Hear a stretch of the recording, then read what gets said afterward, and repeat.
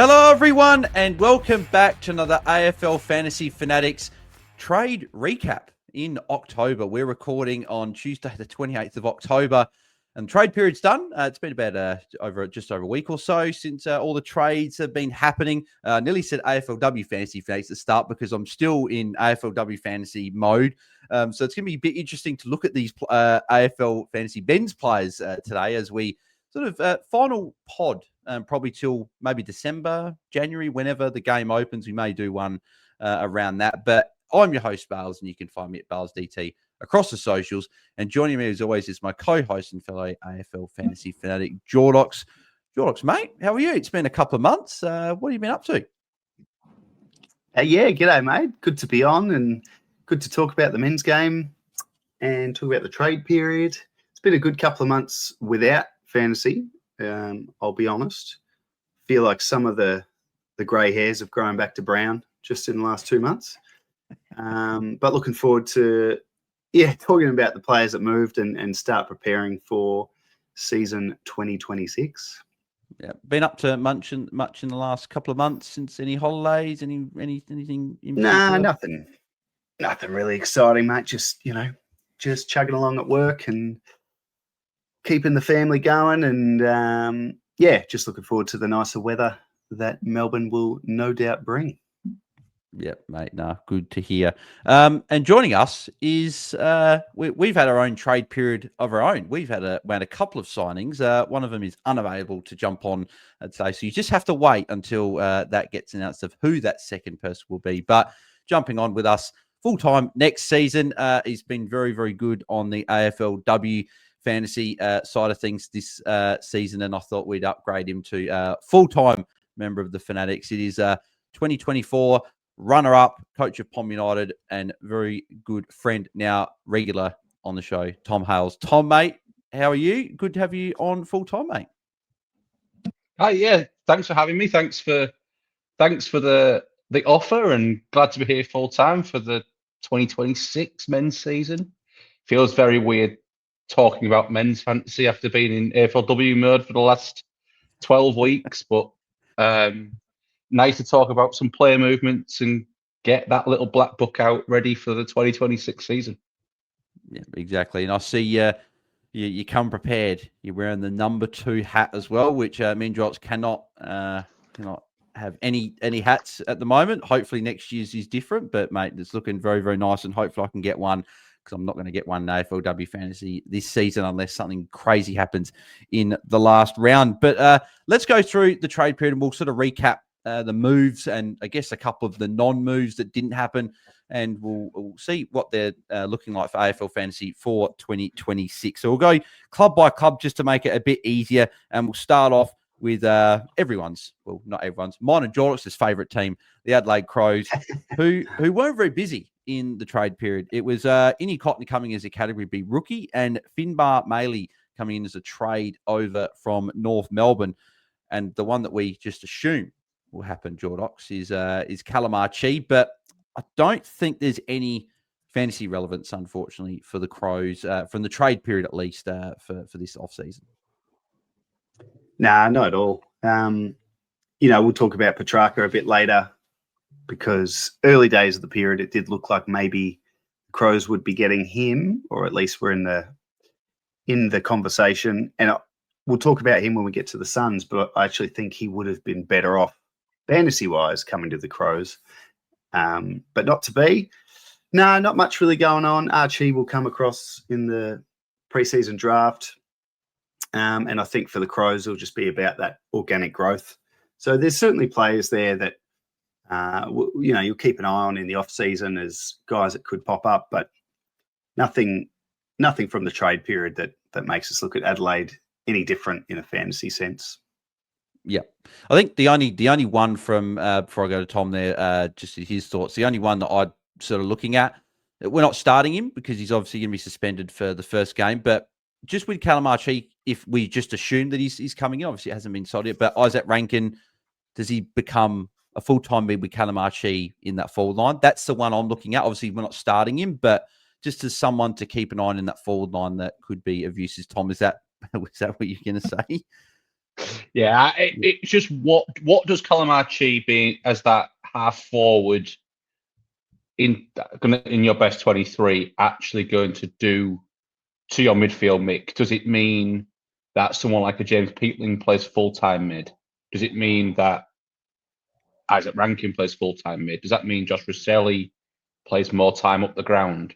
And all those that extra bump in midfield action could definitely be a positive for all these players who are all going to be around that mid-priced area, ready to make that breakout year towards being a new premium. Yeah, exactly. And the other one as well, just rookie price, Sid Draper will likely be a mid-forward next year. He's going to be priced at 29, so very, very cheap. Just one to look at if he does break into that Adelaide team, could be a cheap option that we do start with. Let's move over to the Brisbane Lions. They did make a couple of acquisitions. So Oscar Allen coming over from West Coast. We obviously knew that a fair while ago, but that got done. And then Sam Draper going up to Brisbane from the Bombers. A few outs like Big O, obviously retiring, so opens up that ruck, sort of second ruck spot there. Tom, I guess we don't know if Sam Draper's going to be ready for round one. It'd be hard to think when he did his Achilles in round 6 or 7 that he'd be ready for round one. But if he is there any interest as a ruck and likely forward, sort of DPP, or do we just think that just a bit of a watch in the preseason? I think it's a watch. It was a mid-season ACL, and if he's going to start round one, that's quite a quick turnaround, especially for a big fella. So it's a watch and see. He may be fantasy relevant. He definitely, I think, in the deeper drafts, I think he might be draft relevant as a forward. But I think with the 5 on the bench, we're going to see Brisbane sharing rucks anyway with Darcy Fort. So we'll just see how that goes. I'm pretty big on Draper because it's Achilles, not the ACL. I think it was Brian who did the ACL, which just it just sums up Essendon season. It was that many injuries everywhere. And it was round 6, so it was early. So look, I don't know. Achilles are tough. We'll wait and see. But I'm pretty bullish on what he can do. Now, question for you boys: he played 5 games. Does he get a discount on his average? Yeah, I think it's 15%. 15%, I'm pretty sure. Yep. It's on the higher average of his last 2 seasons, or how's that work? Correct. Yeah, which is the 82. Which is the 82. Yeah, so I don't know exactly what that's priced at in terms of numbers, but 72. 70. Sorry, then 70. Yeah, so it's cheap as a ruck forward. He's one to watch, and opening round, he probably plays that as well, with Brisbane being one of the northern teams. So if he plays opening round, we get a look and see how he goes. But being a ruck forward could be certainly very, very helpful for us. And then if he's a ruck forward, he's interesting.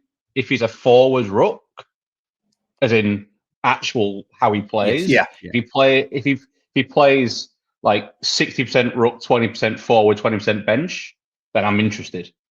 If it's more forward time and less ruck time, I'm less interested. Yeah, no, I think if he's fit and all goes well, he's their number 1 ruck from the start of next year. So we'll watch him in the summer closely. Yep, exactly. And then Oscar Allen, priced at 49.8, played the 12 games last year. Better team, just I guess one to keep an eye on, a little bit cheaper, but probably just a bit of an awkward price he'll probably be at, and we might have some other cheaper forwards. So just one to watch, but probably not high on our list at the moment as we enter into some preseason stuff. He strikes me as a round 0 special. If he goes massive in round 0, I think everyone will start him. Yeah, I think it's one of those. To be cheap enough. If he goes an 80 in round 0, then I think he'll be very, very popular. Yep, agreed. Moving over to Carlton, who did make quite a few changes. So Ben Ainsworth coming up from the Gold Coast, Campbell Chesser across from West Coast, Ollie Florent from Sydney, Will Hayward from Sydney, and then Liam Reedy from Freo. So a lot of ins and a few outs, which a couple of them we'll be chatting about in other teams when we get to those.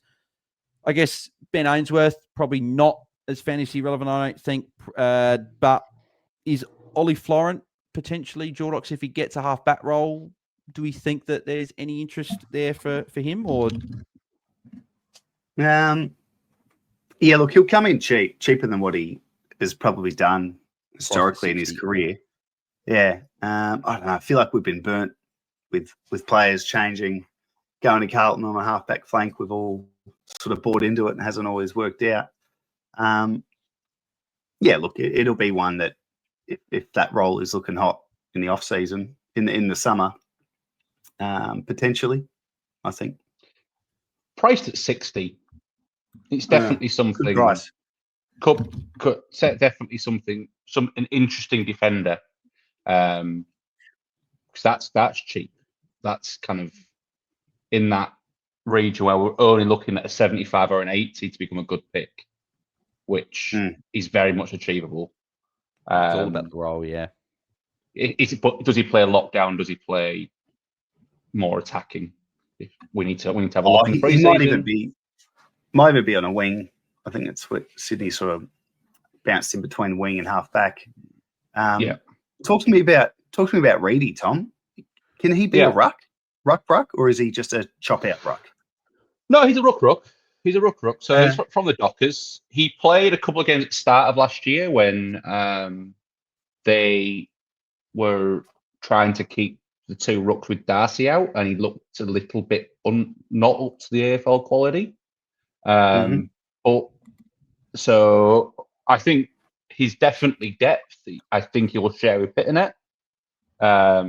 He is priced at. He'll be priced at very cheap. 37. 30. Which might be cheaper than 37. It'll be 27% discount for any player. Yeah, he will be almost basement, if not basement. So you'd think he'd be a pretty popular R3 if he's named round one. I see him as an R3, not as an R2, and it could be one of those where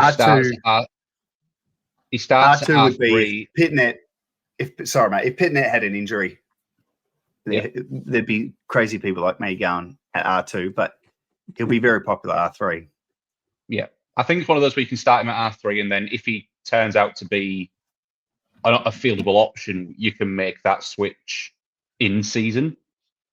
I think it'd be a bit rogue to go there, especially when they have Pitternet as well.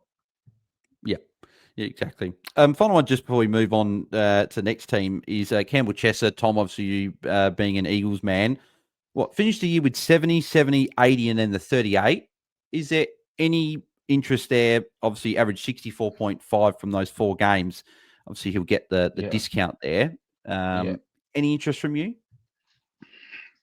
Not, he'd be priced about 50, bit more, 52, 53. I just think he's going to be a mid only. Yeah. I think if he plays, it'll be a wing role. And I just think to get a midfield slot when we're going to have some pretty good mid only rookies as is, I'm just not sure about his scoring potential, especially in a mid role. Yeah. I think I agree. It's one to watch, but seeing how it's just awkward him being a mid priced at 50. Just makes it a bit tricky when we'll have without playing inside mid. Yeah, like we're going to have like a Josh Smiley and Jagger Smith, for example, at basement price. We're going to have the draftees from this year. It's going to be hard. Then we've got someone at Port Adelaide, which we're going to be chatting about. That's quite cheap. That I'd probably rather instead. Moving to Collingwood. Collingwood not too busy in the trade period. Jack Buller just the one coming in for Sydney. Unfortunately, not fantasy relevant there. And in terms of the outs, there's probably not any real relevant outs in terms of what will open up any roles at Collingwood. Will just be the stock standard players that we look at, like a Nick Dacos every year, Tom. Yeah, there's one major out, which is not on this list because he got delisted, and that's Mason Cox. So Mason Cox being delisted means Darcy Cameron is, as far as I know, I'm not an expert on Collingwood's list, but the only senior ruck at Collingwood. A couple of young fellas maybe underneath him, but there's no role sharing here. Darcy Cameron has the keys, and he's playing in the ruck. So I don't know whether they'll be looking at bringing in an SSP, a more senior guy, through that kind of pathway to try and complement. But it's definitely piqued my interest in Darcy Cameron because that worry is gone. Yeah, and because this is something we're going to be chatting about in pre-season, right? But the 5 on the bench is going to. I think it's great, right? We don't have to worry about the sub, anything like that. But there are going to be teams that will adopt the 2 ruck strategy, particularly with Brisbane win the premiership. We know that teams like to almost copy the premiership side. So Collingwood, one of the only teams potentially that might just play that solo ruck. So if we look at all the rucks, we'll chat about in pre-season, but there's not many rucks I see being solo, probably not even a handful there, or maybe just about a handful. So, yeah, Darcy Cameron is certainly someone to maybe look at in the preseason for your starting side. Essendon, just the one in Braden Fiorini coming over from the Gold Coast in the trade. But I guess the big one, Jordox, that will, like Braden Fiorini, I don't think we're picking because I think he's going to be on a wing. If there's any chance that he's playing inside mid, then all of a sudden we're interested, right? But I think he's on a wing, draft pick. I think he'll score well at Essendon if they play that chip mark game they were playing at the start of the year, not towards the end of the year. But Zach Merritt, not going anywhere.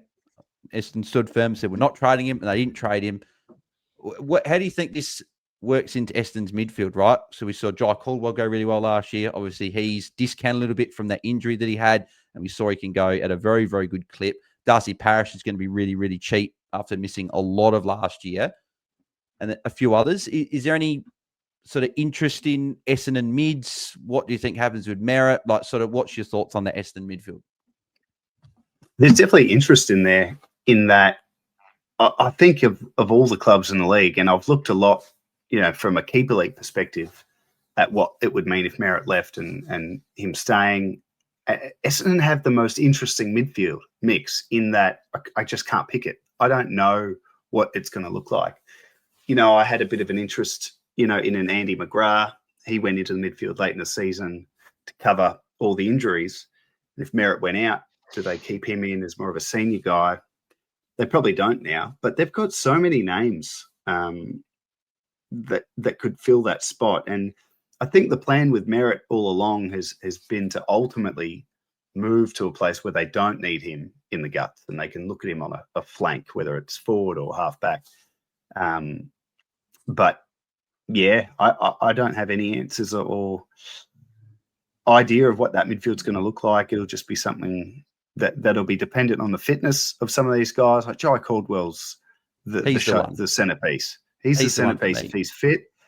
Even Will Setterfield, like he's a guy that averaged 96, and there was a chance he was going to be delisted. Like I just don't even know. His injury doesn't sound good, so I wouldn't be betting on him. But yeah, I think it's going to be a really interesting watch in terms of Merritt. I don't think there's going to be too much of a change with him staying, and even with him going, it would open up a spot.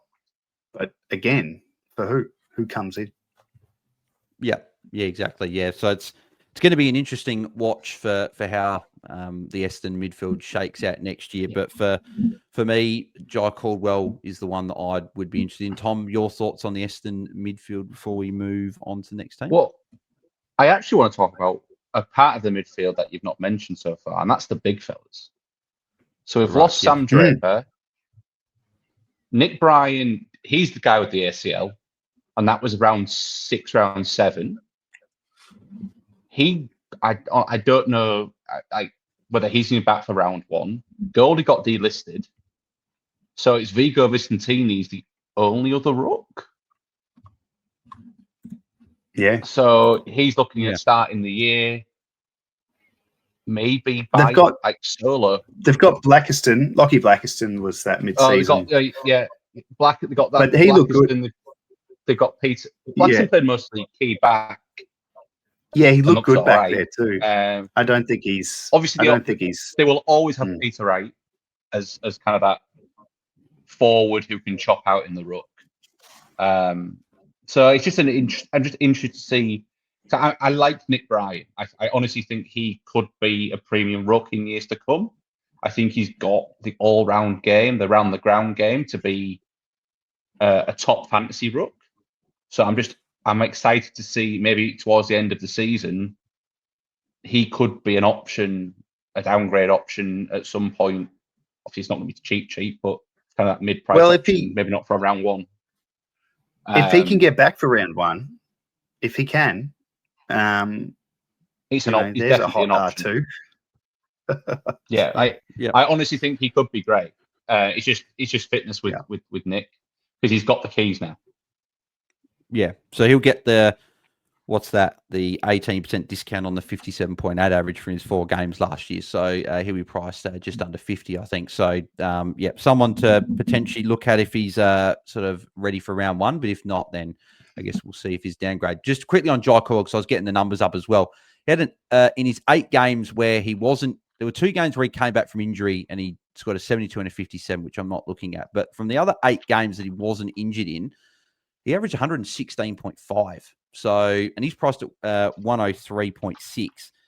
I think if he's that number 1 mid, I think he's someone I'm definitely going to be looking at with that Essendon midfield there ahead of next season. Moving over to Freo. So just the one in for Freo being Judd McVie from Melbourne in a trade. I think he'll be a very good pickup for Freo, but probably maybe you could take a flyer on draft.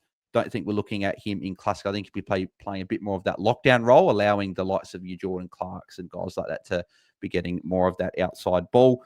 Don't think there's any there's an out of Freo we'll talk about at another club, but in terms of that, I don't think there's too much to chat about from Freo from a trade sense. I think it's pretty quiet from them. So if anyone has got anything to say about Freo before we move on, anyone?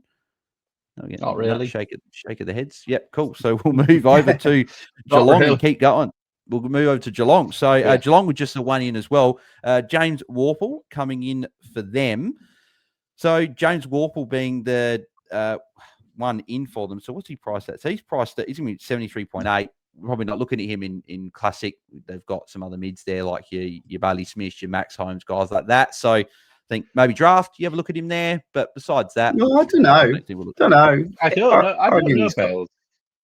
Yeah, no, he's got. Okay. I'm just not as keen at the moment. But no, go ahead. If you guys maybe might be a bit more keen. I think just historically, when fit and when things are going well for Worpel, he's a pretty safe 90 guy. So yeah, he could put 20 points on that average.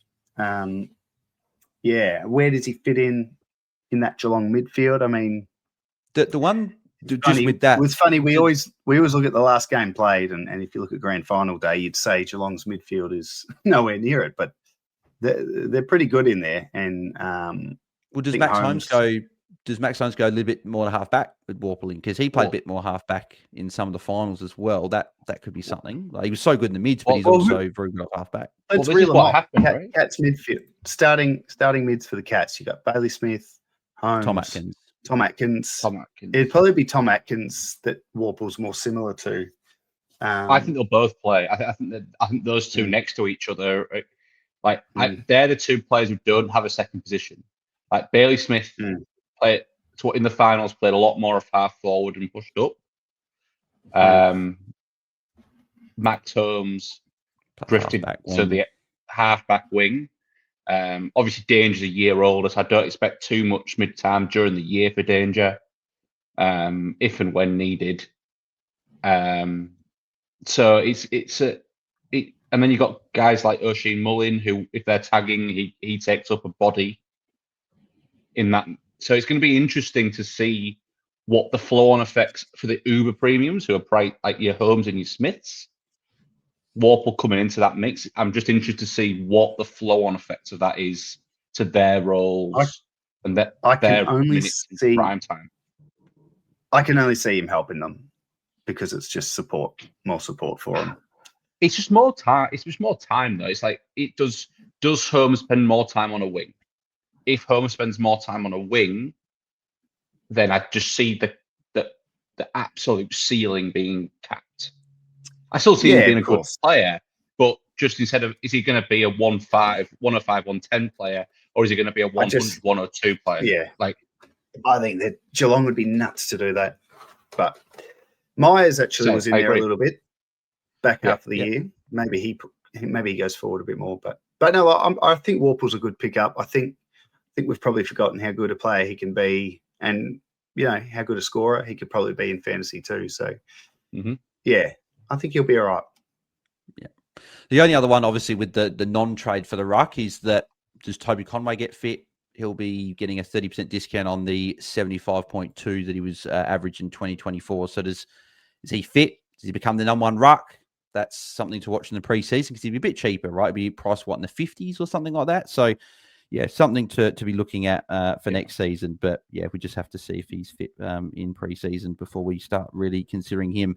Over to Gold Coast with a couple of big ins for them being Jamarra Ugle-Hagan being the pickup from the Dogs in that trade. And then the big one, and Jordox, I'll go to you because I know that you love this man, Christian Petrarca going over from Melbourne to the Gold Coast in a star-studded midfield, arguably becomes the best midfield in the comp, being Matt Rao, Noah Anderson, Christian Petrarca, Bailey Humphrey. It's a very, very good midfield. So how do you see him fitting in? He'll be a forward priced at about 90. Do you see much upside there? Could he be a starting pick? So if you look at the forwards, there's not many outside of Big Harry Sheasel priced at, I think, 109 or something. There's not much besides that. And then an obvious pick from the Saints, which we'll talk about. Yeah, I don't know why you think I love him. I mean, I was going to love him. I was prepared to love him, but then he chose Gold Coast. Okay, mate. Okay, maybe I got my wires crossed. I thought he was one of your favourites outside the Crows. Maybe not.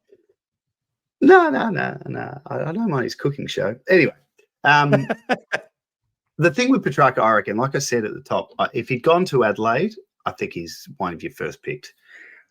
I think when the comp opens in December, January, whenever it is, most people are going to chuck him in at F1, F2. After Sheasel, they'll chuck him in. But does he improve on his 90 average at Gold Coast? He could do.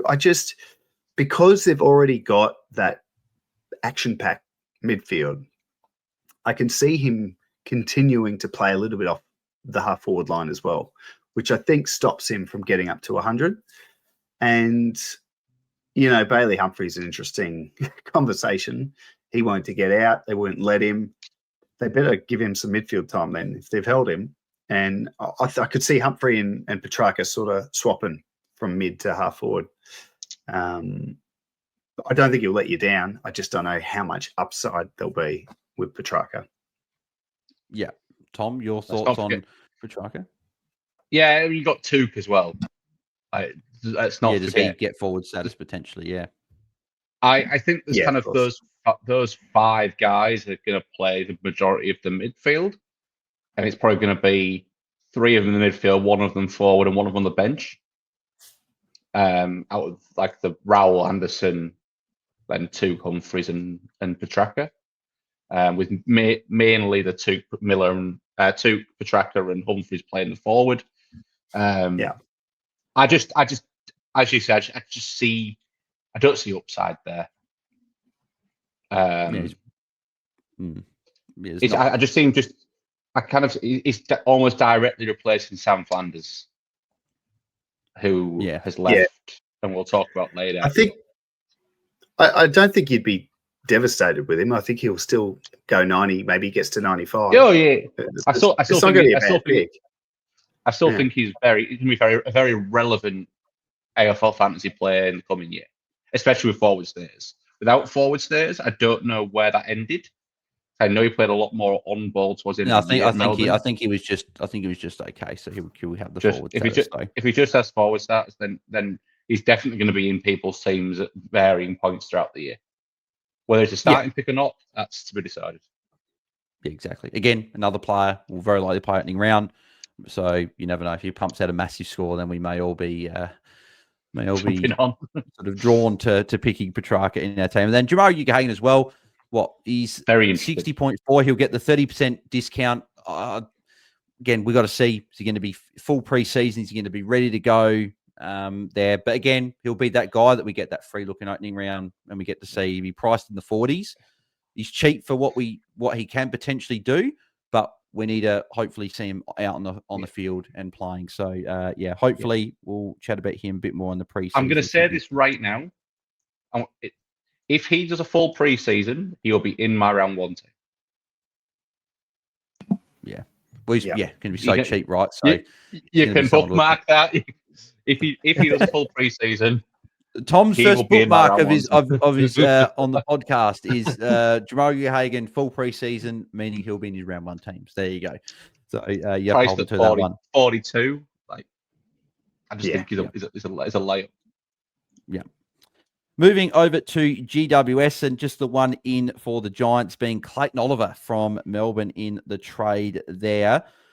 And with Josh Kelly being out for a lot of next year, Tom, I guess he's not the one that's going to open up a lot of midfield time, right? But him not being there, meaning he's going to open up some points. And I know that friend of the show, Jordox, MJ, will be not too happy with Josh Kelly missing a lot of footy next year as he loves him. But Tom, what are your thoughts? He's struggling, MJ. Yeah, Tom, what are your thoughts on Oliver? Because him moving team is probably, we're looking at going, this is a great thing, right? He's priced at 90. He's going to a new team. Giants, fantasy scoring team, great. But I feel like it's a good landing spot for him. But from a fantasy standpoint, it's got Tom Green, very similar player to him. Finn Callahan, massive breakout last year. He'll be the number one tag target. But just wonder what he's going to be able to get to at the Giants. What are your thoughts on Clayton Oliver? This trade was brilliant for every part of it, apart from us fantasy coaches, because I think he's going to be the clear third banana at GWS. And as we know, for third mids to go 100 plus, very, very rarely happens. And priced at 90, that's what we're going to need to be a good pick. He's going to have to go those three figures, and I just don't see it. And I think we're all a little bit scarred over Clayton for the last 2 years. So I know for me personally, I'm going to have to see some prolonged scoring and also looking like Clayton Oliver before I'm going there again. Yeah. Could opening round tempt you, Jordox? He's got opening round, so well, I'm assuming the Giants do, based on previous years. Could big score in opening round? Could that maybe? Who would I be? Who would I be to deny a 150 in opening round to change my mind? I think Clary's same as Petrarca if he'd gone to the Crows. Absolutely. But it's interesting because he goes to the Giants. What I do think about that is that makes someone else at the Giants probably I'll say it this early, a must start if Oliver is fit and playing. Tom Green averaging 98 under 100. I think having Oliver on the other way. Nah, well, you were burnt this year, but having Oliver there will help Green get back to what we love about Green. So I am very keen on Green. Well, based on what I saw at the back end of the year, I'm not no help though. Help. Again, right? He's got Callahan who burst out, but Cornelio Kelly, like, he's got no one to help him. He's still young, Green, and you watch Oliver will help him. Yeah, new year for Tom Green. I got a fantasy coach wipe the slate clean if he goes well, but he's burnt me in the back part of the year. That's for sure. Green over Dunkley was not a very good pick at all, but potentially opens that up a bit. But I just wonder that Oliver and Green, very similar players. Do they eat into each other? Do they both average like 95 to 98? And Callahan does similar, and they all just go solid. But there's not one that dominates. That's going to be. I haven't got the stats, the data or stats to back this up. I feel like Green's regression or dropping back in the last 12 months has been. He's just been the in and under guy. I just feel like there hasn't been much on the outside. He hasn't been able to spread. I just think with Oliver helping get the ball out, he'll be able to get out and get some easy touches, maybe some of those +6s that made him a bigger scorer in previous years. Again, not using data. This is just, I'm just spitballing, but it's October, so you can say pretty much anything. No one will remember. Yeah. So. We want Green to have 5 less touches, but kick it more and mark it more. Yeah, because the amount of times he'd get 32 touches with 12 kicks and 20 handballs, and he'll be 25 next year. Tom Green, I think he's one of those guys who is a victim of being so good. So he'll be 25 next year, and could be a big one. Yeah, only 2 scores over 120 for Tom Green last year as well. So hopefully he can get to some better scoring ways in 2026. Over to the Hawks. No ins, because we know that they were obviously all chips in on Zach Merritt, or were they? Because they didn't end up getting it done. And in terms of the outs, there's a few guys that sort of on the periphery there that have gone to other clubs, which we're going to be chatting about a couple of those. But no ins, Tom, for Hawthorn.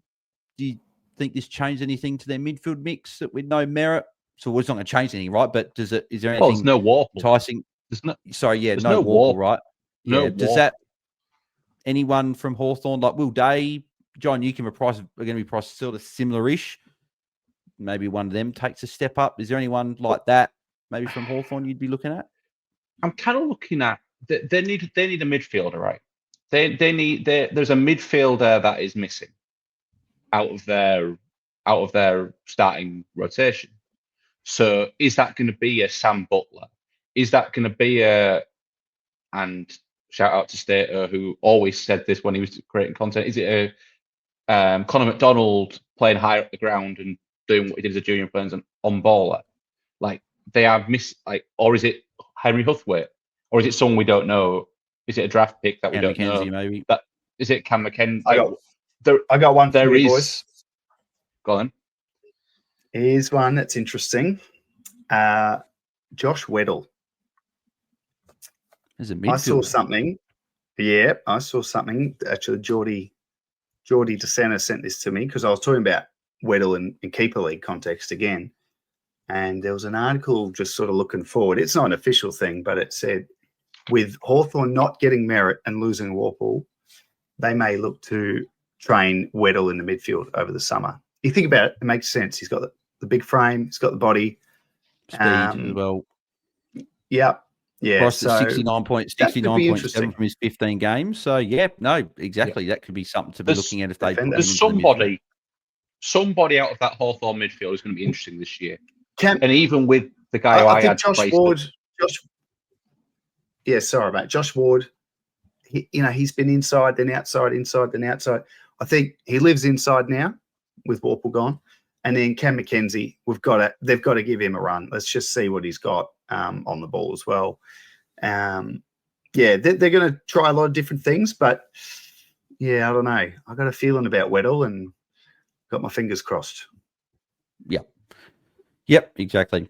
Moving over to Melbourne, a little bit very busy in the trade period. So a few ins, obviously some big outs as we've talked about already. But Max Heath coming in from St Kilda.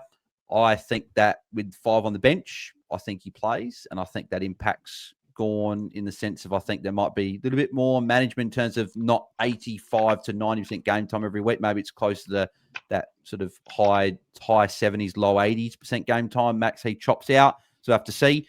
But Max Heath, in terms of, I don't think he's relevant for our teams, maybe just impact on Gawn. Brody Mychek coming over from Collingwood. But I think there's 2 relevant ones. And we'll get the one out the way. And Jordox, I may have got messed up. Maybe you're not loving Petrarca as much as what I thought. But I know you love this man a lot. Jack Steele coming over from St Kilda. I think this is one of the most relevant fantasy moves of the offseason. So Jack Steele, we know, has been a fantasy star of the years past. 95.9 is going to be priced at from last year. And that's including that sub game that he had in round 21 against North Melbourne with the 25, and against Melbourne, funny enough, he had the 46 from 71% game time. So I think he's could be a pretty good starting pick, Jordox, with Petrarca and Oliver out of that team as that number 1 midfielder. Are you as keen as I am? Very much so. Yeah, I was starting to wonder if this is the end of those high fantasy years for the Man of Steel, and he's going to have a point to prove. He was not pushed. Well, yeah, in a way. I think he was. Yeah. And I think pushed. Maybe nudged somewhat, but I don't think that's necessarily St Kilda saying we don't rate you as a midfielder anymore. I just think the direction they're taking. But Melbourne is a beautiful home for him. Oliver's out, Petrarca's out. Melbourne are probably the most exciting team in terms of fantasy, I reckon, just opportunities.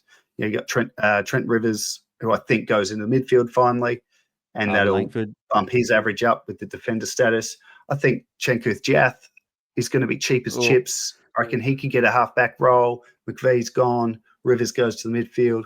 And Steele, will be a massive midfield man and should get over 100. So yeah, I'm pretty keen on Jack Steele, and Harvey Langford as well was the other one that potentially could get some more opportunity in there. Tom, your thoughts just quickly as well on Jack Steele, but also I want to get your thoughts on who Jordox mentioned, Chankwas Jath moving over to Melbourne. We've seen in patches and in games when he's had the half-back role, he's been able to score quite well. He's going to be priced at 53.6 after his 17 games from last season. Quite cheap in defence. Could be a viable sort of D4, D5 player. I want to get your thoughts quickly on Jack Steele first, but then your thoughts on Jath potentially, what you think of him in 2026. Yeah. Jack Steele's got the keys and will never be tagged because why would you tag Jack Steele? So absolutely love it. Will be the one that will probably exactly. And that's what we always look for in fantasy midfielders, right? We look for the guys who aren't going to get the tag and who's going to tag a 30-year-old Jack Steele.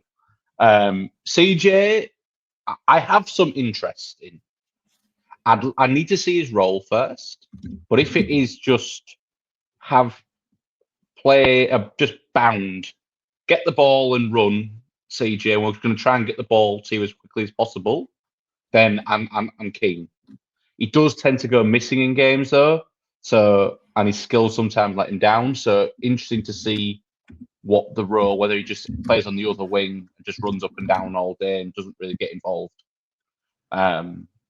So I'm interested in the role, but there is definitely, as a defender, definitely some interest going into the new year. Yeah, no, I've got some interest for sure. Moving over to North Melbourne, just the one in there being Charlie Spargo, free agent from Melbourne. Obviously not on the fantasy radar there. And then just really just cutting some players that were sort of on the periphery as well. I know Jordox would say, but the big move was Finbar Maley's gone and he's come to the Crows. So be interesting to see what role Finbar plays. North Melbourne fans still recovering from that. Sorry, guys. We got the Finbar. Yeah, exactly. But I think besides that, nothing really from North Melbourne. We obviously got players of interest from there, but in terms of, I think the ins and outs is not really anything as of note there. We'll chat about a few of the players in throughout the pre-season.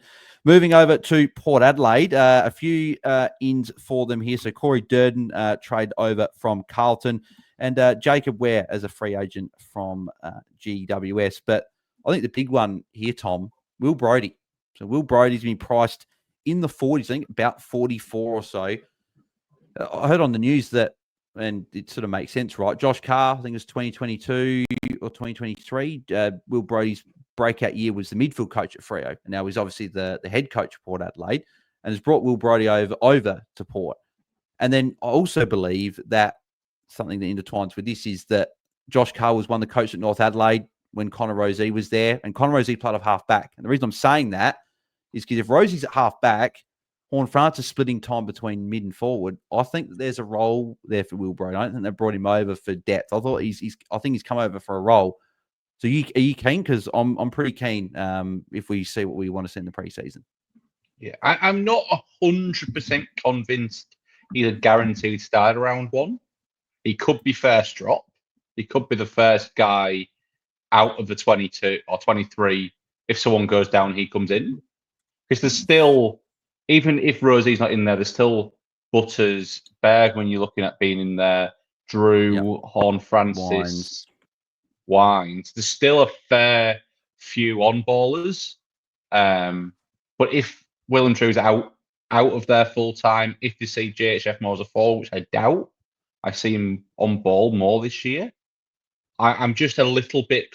if he's playing round one and we're confident he's going to keep the role more than a week, I'm all in. I'm just a little bit hesitant to, is he actually best 23 or is he the next player off with an injury given an opportunity? Yeah, something to look at. But yeah, 94.2 was his average in 2022. Also averaged 88 in 2019 as well while he was at the Gold Coast. So if he's priced in the 40s, there is 30 plus points of upside here. Jordox, your quick thoughts as well on Will Brodie before we move on? Yeah, I think what Tom says right. I mean, it's yet to be seen if he's around one guy, but he's quite an interesting player in that this is his third club. He had that breakout year when he got to Freo, when he averaged 95. And then, he hasn't played at AFL level in the last 2 seasons. He's just been in the waffle. So I don't know what it is about him. I know Freo's midfield is, very strong, and so is Port's. But, yeah, I think we'll see him at some point, 26. It's just whether or not it's round 1. It could be later in the year, and you jump on then, ride the cash, and then get off. Yeah, I think he'll be there round 1, but obviously we'll have to find out and see. But yeah, Miles Berman's the one as well in the Port midfield. I'm pretty keen on. He'll be priced at 78. Looked very, very good being in there, and I think he was pretty close average to 100, or at least in the mid to high 90s. So someone to be looking at if he's got that midfield role in 2026. Moving to Richmond and the big signing. No one saw this coming at all. Patrick, quite literally, was the one that no one saw coming, and he moved from Geelong to Richmond. So he will be obviously basement at 230k as a mid.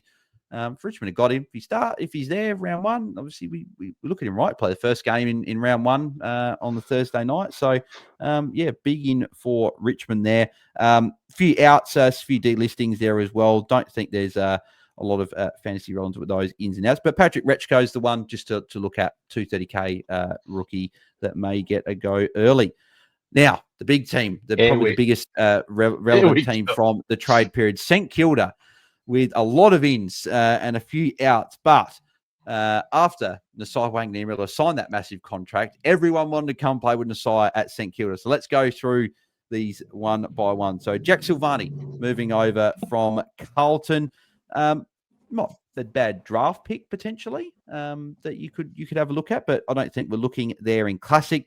Liam Ryan moved over in a trade from West Coast. Not looking at him in Classic, but the two relevant names for our Classic side, Jordox, Sam Flanders. I think that this is probably as layup as a pick as you can get priced at 68 as a forward.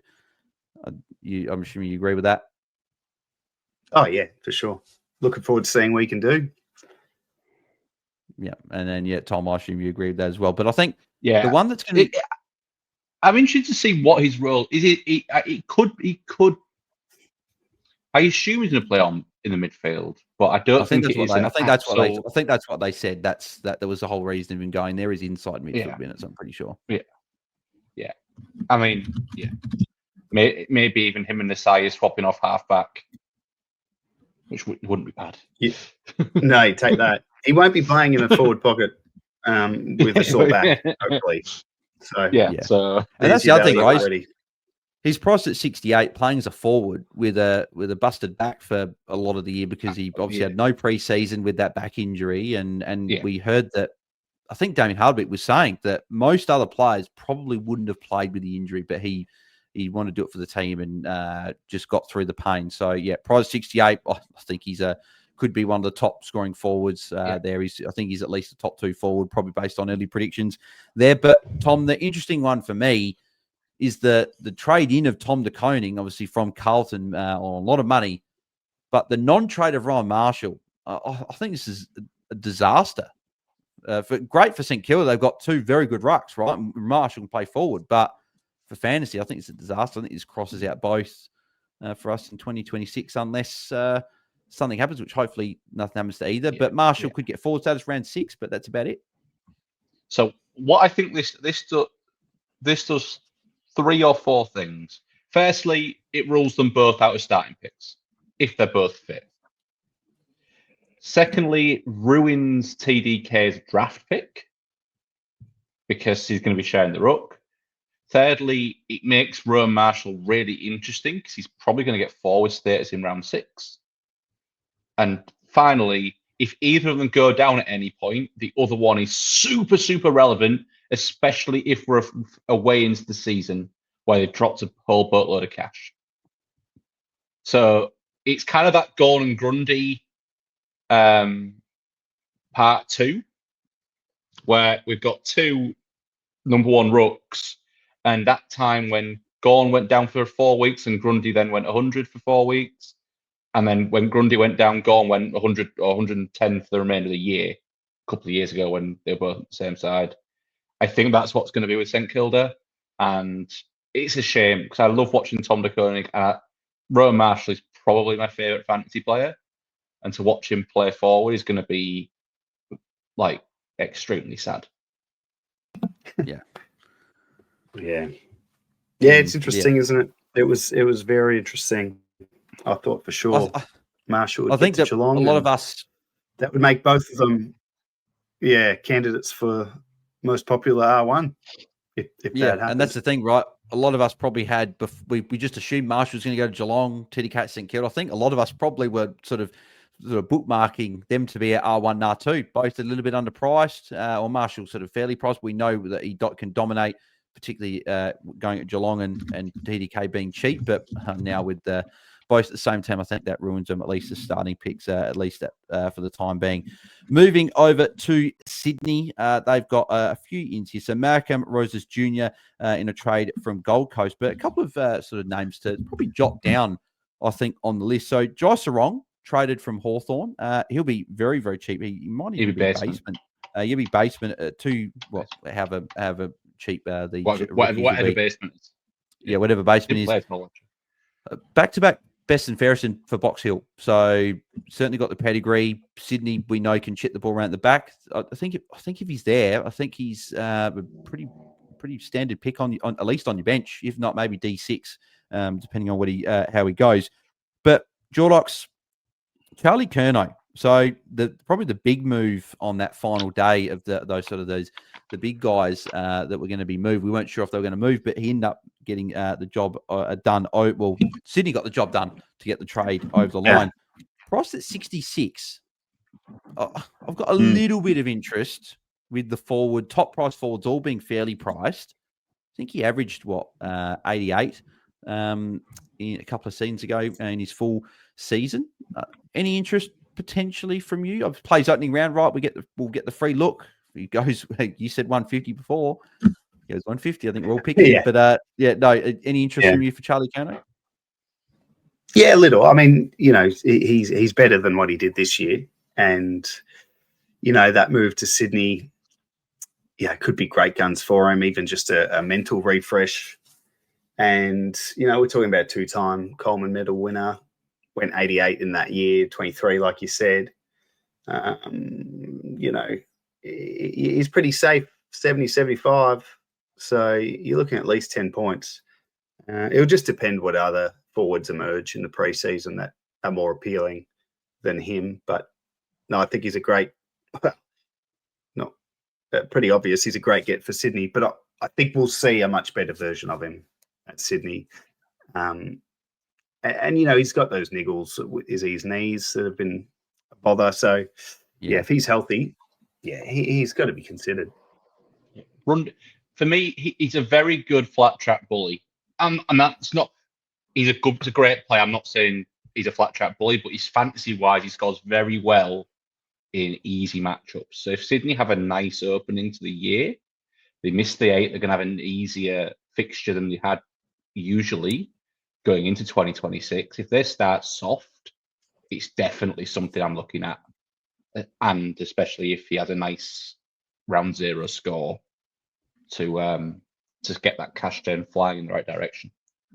Yeah, I think it's a great signing for Sydney. I pretty much had them. I think I had them probably early predictions making the 8 next year, based on a few of the injuries I had for a lot of last season, then coming back and playing quite well in the year. But I think with Charlie Curnow in, I think that probably elevates them to probably got them in and around the top 4, or top 6 probably at least. So, and I think that Charlie Curnow is going to be looking at number 21 in the Sydney's midfield in Errol Goulden and just going to be licking his lips with that delivery inside 50, because we know how good a kick Errol Goulden is. He's an option, I think, in his own right for our teams, and we'll speak about him at some point. We'll probably a fair bit throughout preseason. But Charlie Curnow, someone I'm definitely looking at there. Tom, we're over to your Eagles. So a couple of ins there. Brandon Starcevich, I think good in for West Coast, that senior experienced player in defence. And then Tyler Young, trade over for Richmond. A lot of outs, sort of a few of those senior players have moved on and retired. A few players sort of have moved to other clubs as well. is there any fantasy sort of impact from any ins or outs that you can see from here? No, absolutely nothing. It's key forwards and key backs and players away in the best 22. Absolutely no difference. Yeah, with these players. Yeah. Well, so we can move. We can move past. Like, obviously, there's 2 best 22 players there leaving in the forward line. So we might get a younger player, a rookie in those positions, but I just don't. And we have the draft picks. We have lots and lots of draft picks. So we will see what we do regarding that. But I think the players in, there was some talk about Starcic wanting to play midfield, but he's come out and said he's excited to work with the back 6 at West Coast. So I don't think that's going to happen, especially with his ongoing concussion issues. Yeah, exactly. Yeah, no, I think for West Coast, it's going to be from those draft picks, right? If it's Willem Dersma or someone like that being picked up early, that we'll be looking at guys like that from West Coast. And final team, lucky last is the Western Bulldogs. So just the one in, but Jordox, I think this could be a sneaky one. I know you've chatted about him on Finders Keepers from time to time. Connor Buderick moved from the Gold Coast in a trade. I think there's that spot, that Taylor Duray sort of Caleb Daniel type spot in defence. I think this could be a sneaky one. He'd be a forward for us as well, and he'll be priced pretty cheaply. So he averaged just getting up 48. Average, 48.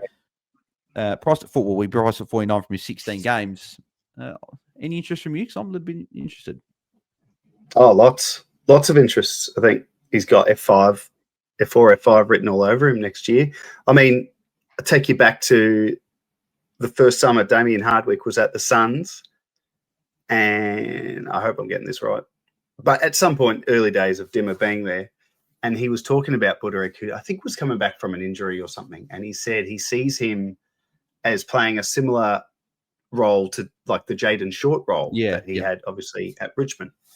Now, that was that year where there were about 600 players we all thought could be the halfback guy, whether it was Will Powell, whether it was Lockie Weller coming back, Alex Sexton. whether it was Buderick. Alex Sexton had it for a bit. So there were a lot of guys. And Sam Flanders ended up being the 2. Yeah. There was every week there was someone new that you could, make a case for. And in the end, they used him a bit more lockdown, and then he ended up forward, and that's how he got the forward status. He definitely goes back to the back line. The question is it lockdown or is it distributor? Johannesson's been moved on, and I think priced at 48, even if he's a lockdown and he's punching out 60s and 70s, it's still worth a crack for your forward line. So I can see him going 75 average. So, yeah, I'm pretty bullish on Buderick.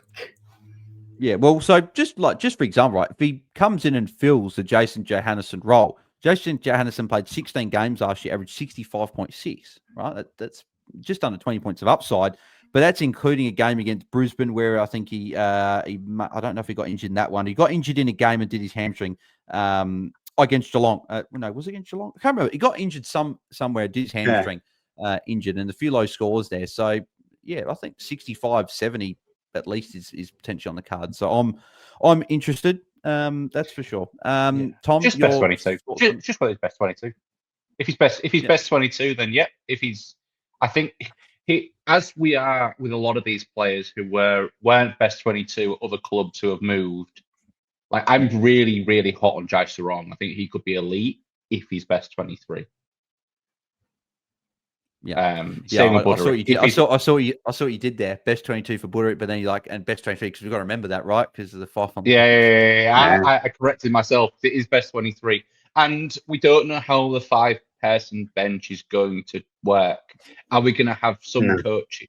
Are we going to have players who are playing stupidly low tog because they can? Well, you can guarantee that'll be what will be happening at St Kilda because Rossline was already doing that with the likes of Hugh Boxall with 40% tog. So who are the distributors at the Bulldogs too? Obviously Bailey Dale, but apart from that, Freya, I reckon they're going to try a bit more mid.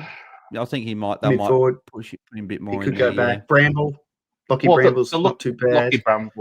Lockie Bramble. They were even moving Liver back there.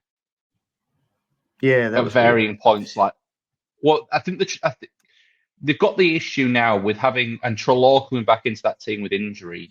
They have obviously Bont, Matt Kennedy, Richards, Trelaw, Libba. I'm missing someone. Might see more of Sanders in the middle of this year. Sanders year. as well. Like, yeah, I mean, they've got a lot of guys who want to play midfield, so they're just trying to find other roles for them. And halfback flank is maybe where one of them might end up. I'm just scared that he's going to be one of these in and out Bevo type. He'll play 2 games, Anthony Scott vibes, who will play 2 games, then he'll not play, and then he'll come back in. Obviously, can't be the sub now, but like in and out of your side and not a stable enough pick to be able to actually have him in the team.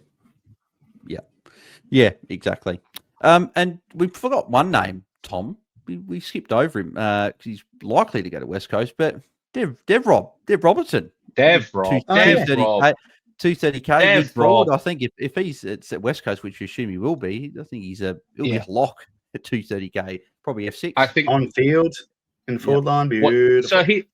So he's going to be on a wing. You would expect at the Eagles. I'm a little bit. I'm not going to guarantee he's going to be on field yet for me. Yeah, he's lock. I think for us, if at least on the bench. I think yes, he's one of. I just know that role can be 40s and 50s, especially for us who we struggle to do lots of the thing called playing football. So you reckon he's swing? I thought we'd see him up from the inside. Yeah, cool, interesting. I just don't see him on ball, especially if we've got Elliot Yeo back. I see Tim Kelly starting the season. We've got Harley, Liam Baker. I kind of see him in and around on ball. Elijah Hewitt, kind of see him in and around on ball. I just think he's drafted. Willem Desma. We're definitely looking at drafting other midfielders. I kind of see him more of it because he's not that big a body. He's quite a small, slight bloke. And I think we're looking at more bigger bodies to play in that midfield because we've got quite a few smaller bodies. So I see him on a wing. I might be wrong, and if I'm wrong, and he's playing on ball, lock and load F1. But yeah, I see him on a wing. I'd be worried about your forward line if he was your F1. But you got me. Hopefully, you're spending your money elsewhere. Yeah, so Tom's starting Sam Flanners in his midfield because if he's a mid forward, you'll start him in the mids, and then Dev will be at his F1. Yeah, just 230k. I just haven't ordered them by price. I've ordered them by. That's OCD for me. I know you have to order. Looking forward to the new revamped fancy platform next year. Yeah. Hopefully it's just ordered in price automatically because that'd be good. Yeah, don't make me do then you it. don't have to worry about it. Yeah, exactly. I think it'd be interesting. Fantasy will be interesting in 2026, right? Is that with obviously the new platform, do we get maybe like a 23rd player in our team, obviously with the 5 on the bench? Like I know that AFL Fantasy try and replicate the real life stuff too. Do we get what Supercoach and RDT have got? Do we get a flex position? It'll be interesting to see what happens. So that's probably what I anticipate we do, which would be great. Then we have to sort of our weekends won't be ruined if we get one injury and on a 10, then we might actually be able to go, okay, that drops off. That's fine. So it'd be interesting to see. But boys, just before we leave, I just want to get one player we didn't talk about from any team that you're really keen to watch in the preseason. Just give the listeners something to maybe a player to put down on their black book that they may not already have. So Tom, as the newest member, we'll go to you first. I'm trying to fill some gap because I've just got this on. I was going to say you really could have given me some notice. I'm flying around. I'm flying around all the AFL clubs, and I'm trying to fill myself now. If Jordox has got one player, he can go now. You know what? I did mention him a little bit. I'm going to go back to the well with Elliot Yeo. Missed the whole season last year. Don't mind that. Will play on ball. If he is, we remember what he did 2 years ago and was fantastic. averaging the 90s. Obviously, be 30% cheaper than the 90 average a couple of years ago. Interested without being like going to price in the mid 60s. So I think he definitely could be worth a look if he has a full preseason. Yep. No, someone to be looking at, that's for sure. Jordox, you got a player there for us? I've dropped a couple of interesting ones already. Tom Green, I reckon, goes way over 100 again. Yeah, maybe if you didn't hear, let's go with Josh Weddle. That's the one I like. Just to keep an eye on if he ends up getting a bit of time in the midfield. Yep. Very, very interesting. Actually, let's Bales. I'll give you one more. Let's just chuck Crow in there, because we haven't talked about it late enough for a Fanatics pod. We like to talk about it later. Sam Berry. Sam Berry. I think I'm done with Sam Berry. I've got a player. Come back. We'll limit it, because I know what we're doing. We're going to list like 10. Well, one, but now we're like, we'll do one from each club.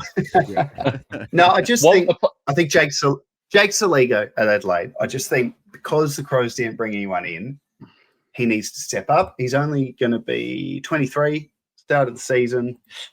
What's his season trajectory been average-wise? He's gone 58, 68, 77, 83. This could be the 95 to 100 year. Yeah. Tom? So my player who's not on a list at the minute, but I know we are very interested in picking up, ex-Adelaide Crow, Harry Schoenberg. Oh. I think might be coming to West Coast, will play on ball, has shown he has fantasy pedigree when he gets a run in that midfield. He might not end up on a list, and this might be the most pointless person in the world, but with our infinite rookie spots that we have this year, very interested. Yeah. Player for me, it's Jordan Dawson. Lock him in. Price at 110. Cheap as chips. No, and Roy Laird as well. While you're at it, put Lairdy and Laird in. So yeah, exactly. You put all three in, you'd be pretty happy with that. I mentioned him before, but Jock Hallwell's the one I'm pretty keen to see in the preseason. What his role's like. Be tricky if they do play an opening round game. I'm hoping that they don't. Cause it'd be good to be able to look at these Eston mids, because you got Parrish as well there.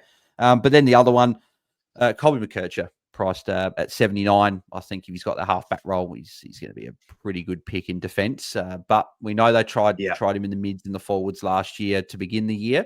And I think they then realised that he's a very, very good halfback flanker. So I'm hoping that they just leave him there and he stays in that position, because I think Harry Sheasel was pretty good on ball / a little bit of forward time late. I think Colin McKercher can just keep that halfback role. I think he'll be a very, very good pick in 2026. But boys, that'll do us for our sort of first pod of 2026, but our last pod, men's pod at least, till around Christmas time or whenever the game gets dropped. But Tom, mate, it's been a pleasure to welcome you to officially to the AFL Fantasy Fanatics crew for 2026. And as we said, we have another person. I don't want to let listeners know yet, because I'd like to get him on. Then you can talk about joining on with us. But Tom, mate, any final words from you? And where can people find you if they haven't already? Follow you across the socials. Yeah, and enjoy the break. But if you get bored, or you find yourself on a bus or on a flight, just jot some names down. Have a think and get ready to start 2026 planning in earnest when the game drops, usually the week before Christmas. So enjoy the fantasy off season, enjoy the cricket season, and go the Poms.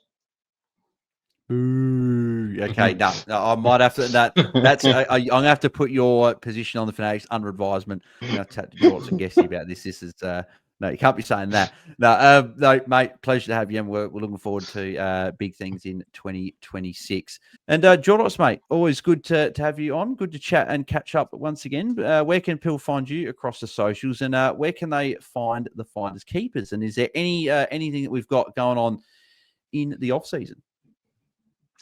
Yeah, great to see you again, Bales. Great to have you, Tom. Looking forward to next year, and it's going to be good fun. Yeah, so Finders Keepers is the Keeper League podcast that I started this year. And I've been in hibernation for a couple of months now, but I think tonight has helped thaw me out just a touch. So there will be some content in the off season for Finders Keepers. Be looking at position rankings to help you with your redrafts whenever they may be. So yeah, come and check it out on X at FindKeepAFL to stay up to date, and you can find me on X at Jordox 2020. And yeah, that's it. Looking forward to the rest of the break, and then strap yourselves in, boys, because as you know, once the fantasy season starts, which will be after the draft next month, and then we get DPPs, then we've got Christmas, and it'll open prices, positions, everything. I sort of wonder. Yeah. I don't know if the platform will open up before Christmas. I'm hopeful, but just with the new platform, not. I just wonder will that get off the ground, or will it be maybe mid to late January? So no, it'd be interesting to see. They've been building the platform in the background as well. So let's hope that it is already. But I'm so used to saying as well, where can people find the AFL late change and subs account? But good thing is we got no subs in 2026. So, but I said, and some people wanted us to keep. Some people want us to keep it going to do the late changes, but no, I think the community can find them on their own. No, but we very much appreciate the work that you, Eloise, and Liam did for us while AFL subs and late change was active. And you can find me at BAILSDT across the socials and us at AFL Fantasy Fans on X. Me and Tom, we've got another pre-lockout chat for AFLW Fantasy, the final one of the year. And then we got our sort of our season recap next week. There's a 1% chance I end up with a top 100 hat.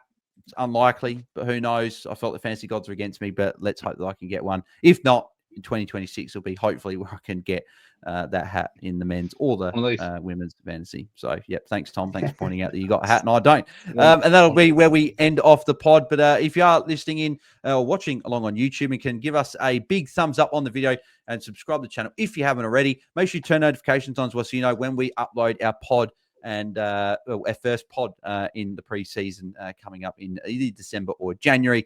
And if you are on Spotify, Apple, wherever you get your podcasts, please give us a 5-star rating and review. That'd be very, very much appreciated. If we get some of the off-season, we might be able to read a couple of those in a few of the first couple of pods to begin the year. So if you want to get a bit of a shout out in your review read on the pod, then put one in. Be good to hear your thoughts about how the Fanatics is going.